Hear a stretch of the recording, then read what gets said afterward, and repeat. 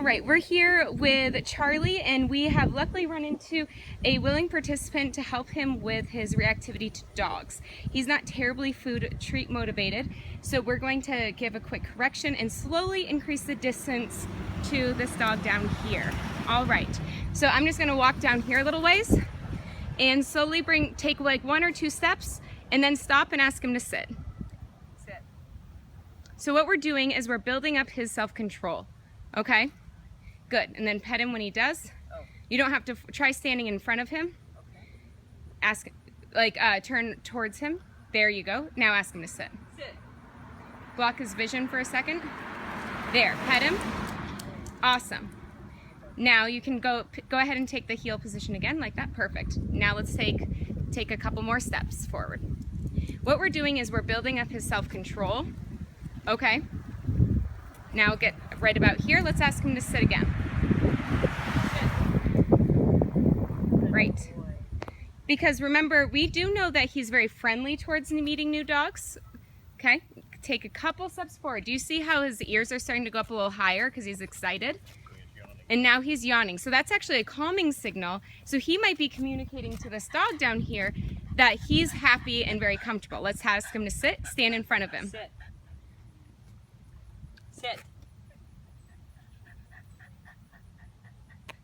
Okay, now pet him. Typically we don't want to try to push his butt down. So let's try not to do that in the future, but it's okay right now. Okay, so as you can see, we're starting to get much closer to this pup. All right, so let's take a couple more steps. I know, his dog. Oh, his dog's a therapy dog. Says this is the most perfect participant that we could have run across. All right, sit. Ask him to sit. Sit. Sit. Okay, so we don't want to keep saying sit over and over again, so try pretend like you have something in your hand like this, and then now sit. Sit.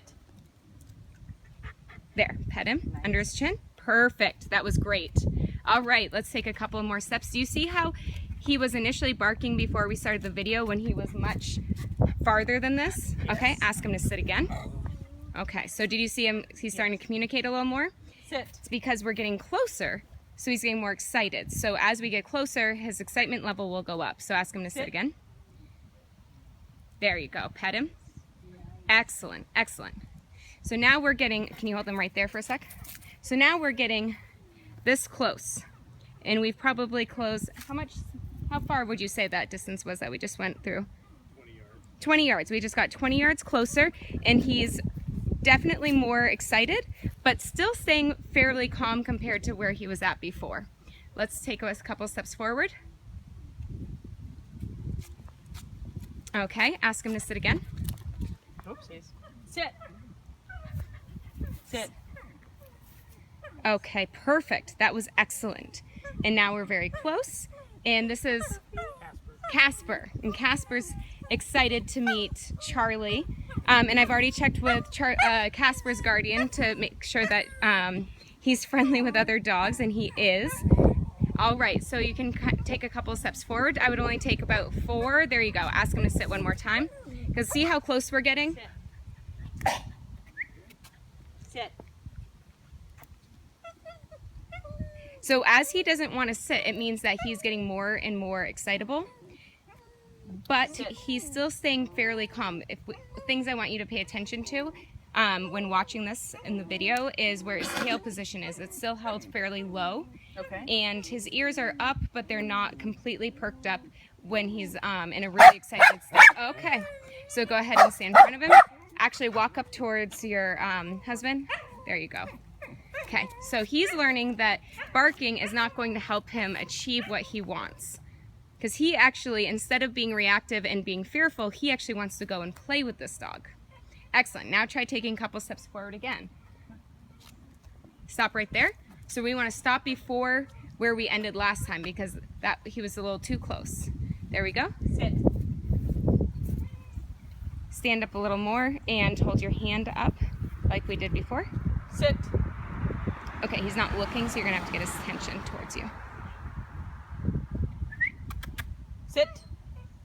Try giving him a leash correction, like pulling up, which Sit. I typically don't like to do, but since he's not as food motivated. Okay. He's really good at his butt being pushed down. Oh. Okay, you can do that since we'd use a leash correction. That's fine. We'll bring treats next time, buddy. Good boy.